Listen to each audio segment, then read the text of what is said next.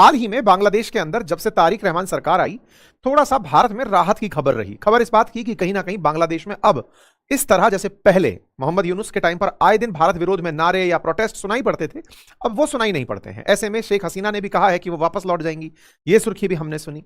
पाकिस्तान का भी इंटरफेरेंस इतना नहीं सुना जितना पहले उन दिनों सुनाई दे रहे थे। कुछ कुछ ठीक ठाक होने लगा, हम लोगों को लगने भी लगा जब से दिनेश त्रिवेदी जी गए कि ठीक ही हो रहा होगा कुछ तो।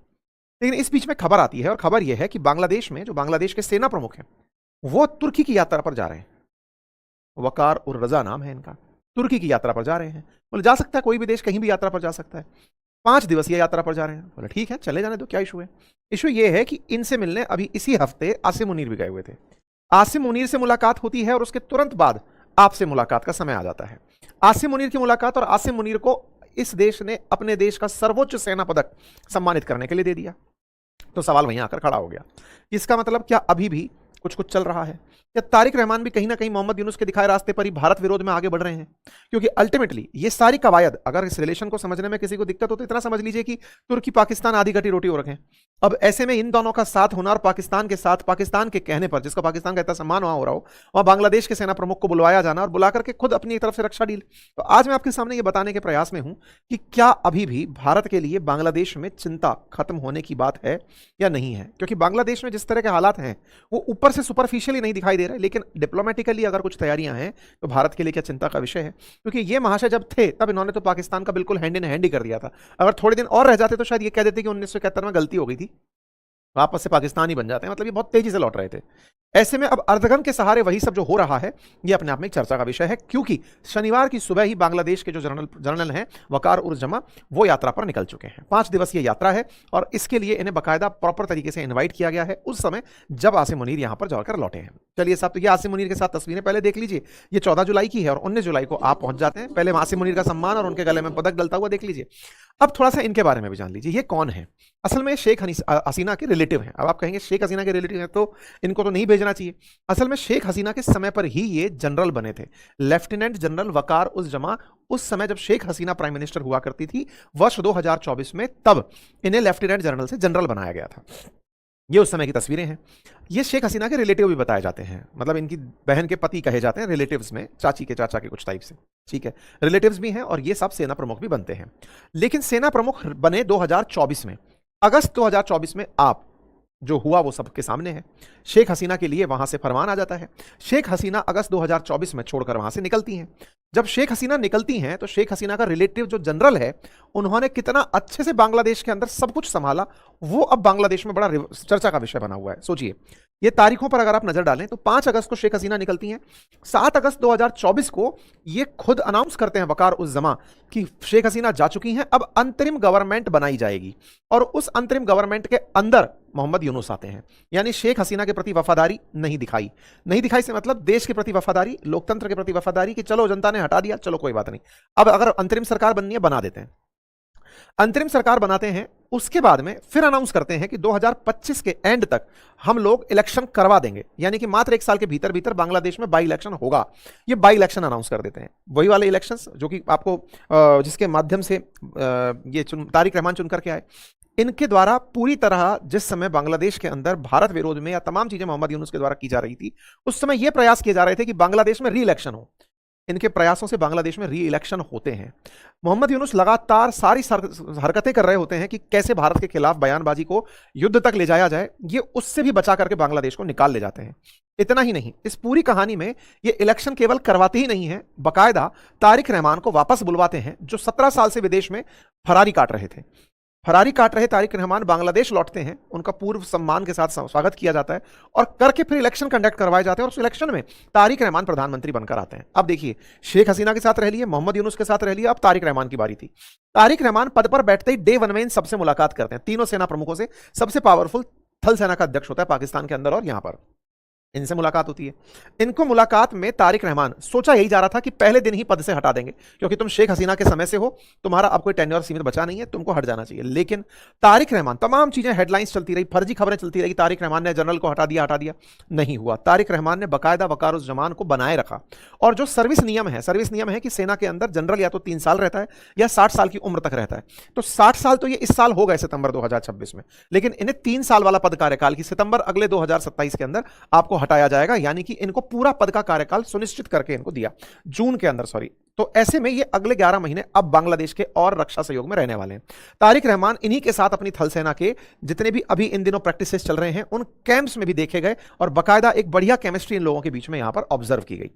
और सोचिए, तारिक रहमान पद पर बैठते हैं और इनको बांग्लादेश को रिप्रेजेंट करने के लिए दुनिया भर के देशों में भेजते हैं, जिनमें यूएस में 29 मार्च को हुई यात्रा भी प्रमुख है कि आप जाइए और हमारे लिए कुछ डिफेंस डील करके आइए। ऐसे में अब आर्मी चीफ का यानी कि वकारुज्जमान की जो तुर्की यात्रा है उसके मायने ये निकाले जा रहे हैं कि ये बांग्लादेश में जो सरकार है उसके वफादार हैं और उसके लिए ये कुछ करने जा रहे हैं। तो पहले तो ये इनकी क्रेडिबिलिटी हुई। अब सवाल बना कि क्या करने जा रहे हैं। तो असल में तुर्की इन दिनों डिफेंस एक्सपोर्ट में तगड़ी तेजी से आगे बढ़ा है। जब से रशिया यूक्रेन युद्ध शुरू हुआ, बायरक्तार ड्रोन्स ने रूस को नुकसान पहुंचाया, उस समय से तुर्की के जो ड्रोन्स हैं वो दुनिया भर में बेचे जा रहे हैं और उन्हीं ड्रोन्स को हाल ही में बांग्लादेश में भी देखा गया भारतीय सीमा के साथ। ऐसे में खबर आती है कि तुर्की के विदेश मंत्री बांग्लादेश की यात्रा पर आते हैं और यहां पर इनके बीच सैन्य खरीद को लेकर समझौते होते हैं। तो कुल मिलाकर खबर यह है कि ये जब जा रहे हैं तो बांग्लादेश के अंदर अब तुर्की का रक्षा सहयोग बढ़ने वाला है, क्योंकि हाल ही में आर्टिलरी गन, आर्टिलरी गोला बारूद, शेल, छोटे हथियार और बायरक्तार ड्रोन समेत तमाम चीजें यहां देखी गई हैं। अब सवाल बनता है कि तुर्की और बांग्लादेश नजदीक आ गए तो इसके मायने क्या निकाले जाएंगे। तो सबसे पहली बात तो यह कि तुर्की इनके ग्रेटर बांग्लादेश के जो मोहम्मद यूनुस का सपना है उसका समर्थन करता है, यानी कि ये अपने आप में एक वो बात हुई कि बांग्लादेश को ये चाहता है कि भारत को नुकसान पहुंचाए, ये उस विचारधारा का है। ऐसे में तुर्की के टॉप डिफेंस ऑफिशियल्स बांग्लादेश में यूनुस सरकार से पिछले साल मिलने आए थे। आप उसकी खबर और हेडलाइन यहां पर देख सकते हैं। इतना ही नहीं, बांग्लादेश ने $600 मिलियन के 6 टर्किश हेलीकॉप्टर एक्सेप्ट किए। यह खबर आप जनवरी 20, 2026 की देख सकते हैं। ये अटैक हेलीकॉप्टर मिसाइल से लैस और गोला बारूद से लैस इन्होंने $600 मिलियन में तुर्की से खरीदे। इतना ही नहीं, इन्होंने बकायदा ड्रोन्स भी हाल ही में भारत के बॉर्डर पर मोहम्मद यूनुस के टाइम पर अपॉइंट किए थे। साथ में इसी साल जून 2026 में यहां के यानी तुर्की के जो विदेश मंत्री हैं वो यहां पर पहुंचते हैं, जिनका नाम हकान फिदान है, और वो यहां पहुंच करके 2+2 कंसल्टेशन के लिए तारिक रहमान से बात करते हैं कि हमारा डिफेंस मिनिस्ट्री और विदेश मंत्रालय आपसे 1-2 बात करना चाहता है। यानी कि यहां पर बहुत तेजी से रिलेशन आगे बढ़ रहे हैं। बढ़वा कौन रहा है? पाकिस्तान। चाह क्या रहा है कि पाकिस्तान के मंसूबे बांग्लादेश में पूरे हों। बिल्कुल इस प्रकार के काम, और इसी कारण से आप 9 जुलाई 2026 की खबर देखते हैं कि भारत के मात्र सीमा से 100 किलोमीटर भीतर 100 किलोमीटर की रेंज में बोगुरा नामक जगह पर तुर्की के साथ मिलकर बांग्लादेश ड्रोन फैक्ट्री लगाने के लिए आदेश दे देता है। यह रहा वो जगह बॉर्डर से 100 किलोमीटर की दूरी पर, जो कि भारत के लिए बहुत स्ट्रेटेजिकली इंपॉर्टेंट होगा। अगर यहां पर टर्किश ड्रोन होंगे, टर्किश ड्रोन का निर्माण होगा, संवेदनशील जगह। कुल शॉर्ट में बात इतनी है, बांग्लादेश पूरा बॉर्डर अपने साथ कनेक्टेड है तो पूरे संवेदनशील माना जाए, लेकिन कुल मिलाकर यह है कि बांग्लादेश अब तुर्की की मदद से सैन्य ताकत बढ़ा रहा है। एक तरफ पाकिस्तान चाइना की तरफ से इनकी मदद करवा रहा है, तुर्की की तरफ से करवा रहा है। कुल मिलाकर बांग्लादेश में पाकिस्तान अब अपने मंसूबों को कामयाब करने के लिए एक फ्रंटियर और खोल रहा है। क्या यह चुनौतीपूर्ण बात है? बिल्कुल चुनौतीपूर्ण है। कैसे? भारत अब तक युद्ध की जब तैयारी करता था, हमारे एयर स्क्वाड्रन लगाए जाते थे, सेना की तैयारियां होती थी, तो होती थी पाकिस्तान बॉर्डर पर और चाइना बॉर्डर पर। बांग्लादेश फ्रेंडली कंट्री था, इतना कि हमारा बॉर्डर भी पोरस बॉर्डर था कि इन पर हमने फेंसिंग तक नहीं करा रखी थी, जरूरत नहीं है, हमारा मित्र राष्ट्र है। लेकिन जब बीते 2 सालों में जो भारत और बांग्लादेश के संबंधों में तलखी आई, पाकिस्तान ने उसे एक अपॉर्चुनिटी की तरह से लपका। पाकिस्तान को पता है कि बांग्लादेश और भारत का अभी हाल में कोई युद्ध नहीं होने वाला, लेकिन अगर पाकिस्तान के साथ कभी भारत का युद्ध होता है तो यहां से हल्की भी अनस्टेबिलिटी भारत की सेना का ध्यान बांट देगी। भारत अगर 3-3 मोर्चों पर, उधर से अरुणाचल से लेकर के पूरा लद्दाख तक चाइना बॉर्डर के साथ, इधर बांग्लादेश के साथ भारत 4000 किलोमीटर का बॉर्डर शेयर करता है, सबसे बड़ा बॉर्डर शेयर करता है। ऐसे में उस बॉर्डर पर कहीं भी कोई छुटपुट घटना हुई, क्योंकि इधर भी बीएसएफ लगी हुई है और पाकिस्तान बॉर्डर पर भी बीएसएफ लगी हुई है, तो ऐसे में कोई भी अगर यहां पर तलखी होती है तो भारत के लिए अपने आप में सेना का डिप्लॉयमेंट करना, अपने एयर स्क्वाड्रंस को अपॉइंट करना, यह अपने आप में एक स्ट्रेटेजिकल खर्चा है और यह भारत के लिए एक स्ट्रेस का पॉइंट है।